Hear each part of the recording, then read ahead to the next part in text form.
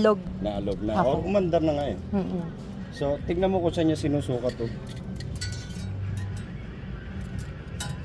Ang oil pan nandun sa pinaka-belly or sa tiyan. Okay po. Ang lalim, di ba? Then, pag chine-check si langis, dapat andito lang siya.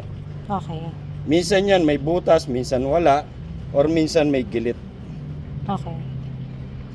Ito yung minimum. Parang yun yung indicator Oh, niya. indicator. Ito yung pinaka-maximum. Nagkulang ng konti. Nagkulang ng konti. Dito tayo magta-top up. Okay. Pero hindi buhos ng buhos. Again, ang layo, di ba? Ang lalim. Opo. So from here, ang dami niyang pagdadaanan.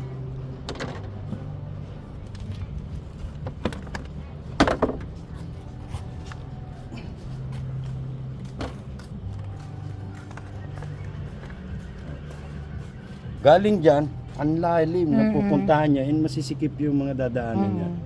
So, dagdag ka konti, mga 2 to 3 minutes, check Saka ulit. ka mag-check. Okay. So, ang ginagamit yung langis ngayon, palagay ko naman, is fully synthetic. So, magkano ang 1 litro ng fully synthetic? 1,000 plus ang 1 liter.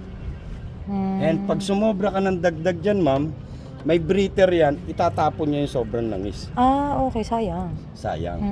So, Okay. dahan-dahan ng dagdag. Okay. Hindi buhos lang ng buhos. Pag sa kasa mo binili yan langis na yan, ma'am, almost 2,000 yan. Ang per liter. So, yung sa salamin naman natin, yung panlinis, ito, dito dumadaan yun, dito siya. Okay. And may level, kung hanggang saan. Okay po. Radiator natin, ma'am, huwag bubuksan pag galing na tayong takbo. Okay. Mainit siya. Baka naman, sabi siya mainit. Oo nga, no? Mainit nga medyo ano. Dito tayo nagta-top up. Okay. May level din siya, full and low. Ganyan lang po siya clear. Yun, yung kulay na yun. Okay. Hanggang doon lang siya. Huwag bubuksan to. Especially naka long drive na tayo. Okay. May pressure siya and mainit. Pero sa pag hindi pa siya napapaandar, binubuksan po siya? Pwede. Okay. Okay. So dapat yan, ang makikita Ano mo, po sisilipin? Tama, sige. makikita mo nandito lang yung tubig mo. Okay. Pwedeng bukas lang natin silipin sa pansa.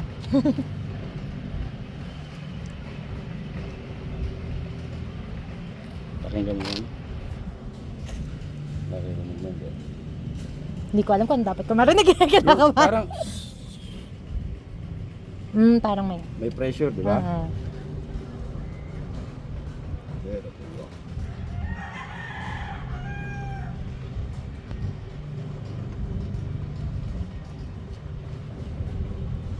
Parang init pa, sir. Huwag na kaya. Natakot eh. Ayun siya lang dapat. Okay. Ganyan lang. Okay. So pag nagkulang yan, hihitit dito yan.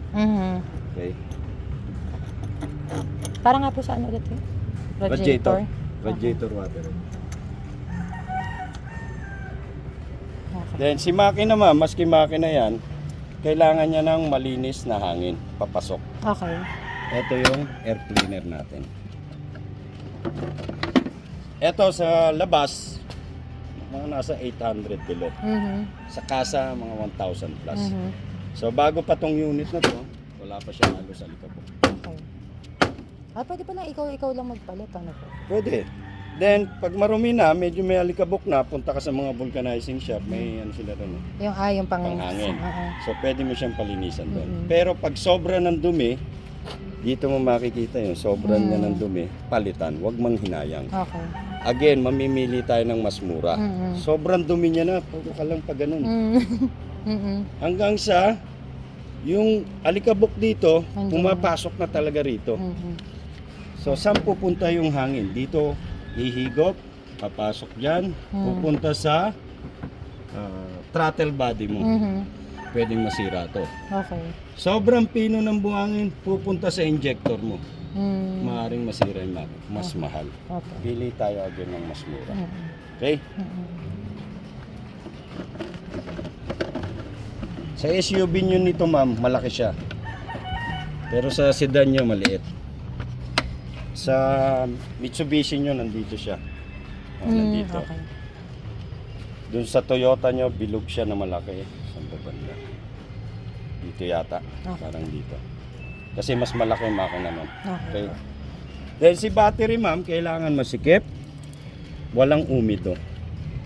Umido? Kumbaga sa bakal, kalawang. Okay. Si umido, puti siya. Salt-like flakes. Okay, okay. Okay. Then bakit may takip si positive? Bakit may takip si... positive and negative ba to? Siguro, para po ano, kasi siya yung sa kanya pwedeng dumikit yung mga bakal-bakal. Bakal-bakal. Saan nakakabit yung negative? Sundan yung wire. Ano ba to? Yung mixing wire, sundan. Itong maigsi? Maigsi. Saan nakakabit? Ano po ba to? Ilaw? Sa body. Opo, Sa body ng sasakyan. Okay. Kaya laging may takip to. Okay. Baka dumikit dito, magkaroon tayo ng short circuit na tinatawag. Okay? Ito naman yung brake fluid natin. Again, may level siya. Okay. Okay? Yan. Bakit bumababa yan or nagbabawas? Ang mga tawag dito, ang mga brakes natin, ma'am, consumable parts siya. Nauupot. Yung nauupot nung kinocompensate niya. Kailangan walang hangin dun. Okay? So eto, nakapagdagdag na ako ng fluid. Wala pang 1 taon to. Bakit? Pero sigurado ako, lahat ng brakes nito maganda pa, makapal. Bakit ako nagdagdag na? Si clutch natin ngayon, ma'am, sa bagong labas, sa lumang sasakyan, cable type siya, ang clutch. Pero eto, eto siya. Okay. Naka-piston type siya. Apakan ko yung clutch, gagalaw yan. Sige po. Okay. Okay, si clutch lining, consumable parts din siya. Para siyang brake pads. Okay. Nauupot din. So ito, ginagamit pang practice. So mas mabilis mabilis. yung worn out nung clutch niya. Kaya nakapagdagdag na ako. Okay. Ewan ko lang kung tatagal ng 2 years to or 1.5 para magpalit ng clutch Okay po. lining. Pero kung ako lang ang gumagamit nito, maaaring tumagal ng 2 years. Okay. So ginagamit nga siyang pang-practice, so medyo mabilis ang worn out niya. Okay. Then, dito naman nakalagay ang fuses and relay. Okay. So dito sa takip, yan. Pag nilapag mong ganyan yan, kung ano yung pangalan sa ibabaw, yun yung nasa ilalim. So minsan kailangan natin marunong tayo mag-troubleshoot ng konti. Opo. Ayaw gumana ni busina, diretso ka kay mekaniko. Ito yung horn 10A. Ayaw bumusina, punta ka kay mekaniko, sabihin sa mekaniko, sige ma'am, iwan mo muna, text na lang kita, tawagan kita. Ma'am, Yung pala, kaya naman pala. sira yung busina nyo, ma'am. Original na yung kabit natin, 1.5. Tatawad ka ngayon, siyempre. Clever ka rin. Boss, wala yung mister ko. 1,000 pera ko eh. Sige ma'am, pwede na yan. Hanap lang tayo ng medyo mura-mura. Pero, ang totoong pinalitan niya is halagang 20 to 30 pesos na fuse. Nakakainis. Diba? Dadali ka ng 1.5. Naka-ready yun. Asan boss yung pinagpalitan? Papakita sa'yo. Toyota. Naka-ready sila. Kunyari so, paano yun yung malalaman na busted ang fuse? Di ba may parang bundok sa gitna? Opo. Pag naduling ka, Opo. putol yan. Oh, okay. Ibig sabihin, nagkaroon ng short circuit. May dumikit na wire sa kapwa wire or may dumikit na talop na wire sa body. Sundan yung wire. Hanapin kung nasaan si horn. Okay. Then sundan yung wire. Pag nakita mo na-determine mo na kung nasaan yung putol o dumikit, magpalit ng fuse, tsaka lang uli testingin. So again, yung malalaki, relay. Yung maliliit, fuse. Hanapin ang relay ng horn. Di ba yun po yung 10A? Relay. Relay. Ato, yung ano, malalaki, relay. yung blue. Katabi ng, ito, this one. Yan, siya si relay. Yung fuse, nasan yung fuse? Yung fuse ni horn. Yun, yung kanina Yung mo pa maliliit, yung sinasabing 10A. 10A. Anong Ito. yan? Anong yan? Ito. Pang ilan ba siya? 1, 2, 3, 4. 4. ito po. Ayun, tama. So, siya yung chichikin mo. Si Okay. relay, anong purpose ni relay, sir? Si relay, ma'am, medyo kailangan na natin dito ng tester. Ah, Ang dami niya. okay. So, meaning relay, pasa-pasa. Mhm.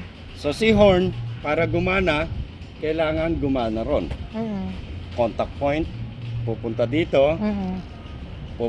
pupunta kay battery. Si Mhm. battery, lalagyan niya ng kuryente yung busina para bumusina. So, Mhm. pasa-pasa. Mhm. Ang chine-check dito, continuity. Mhm. Walang putol dyan sa loob. Opo. So, medyo komplikado siya. Ah. Kung mahilig ka naman, ma'am, sa DIY, Mhm. pwede ka mag-YouTube.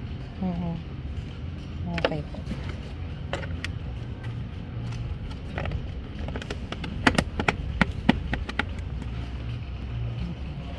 May tanong? Wala pa po. Wala. So, ito si oil Oil, sa wiper. wiper, Cool. radiator, Radiator, ito yung coolant na coolant. sinabi nila. Radiator. Coolant, air cleaner, air cleaner, fuse box, fuse box, battery, battery, brake fluid. brake fluid. Yun. Yan ang sasakyan ngayon, ma'am, binabagsak. Huwag bebeyin. Okay po. Kasi nung araw hindi siya binabagsak. Mhm. Maganda ang yero natin nung araw. Ngayon, ang ninipis. Okay. Baka kadidiin mo rito, magkaroon ng 2 dimple to rito. Okay po. Kaya pala binabagsak. Kaya binabagsak. Okay. May tanong, ma'am? Wala pa. Sa ngayon. Wala pa po. Pangbukas na.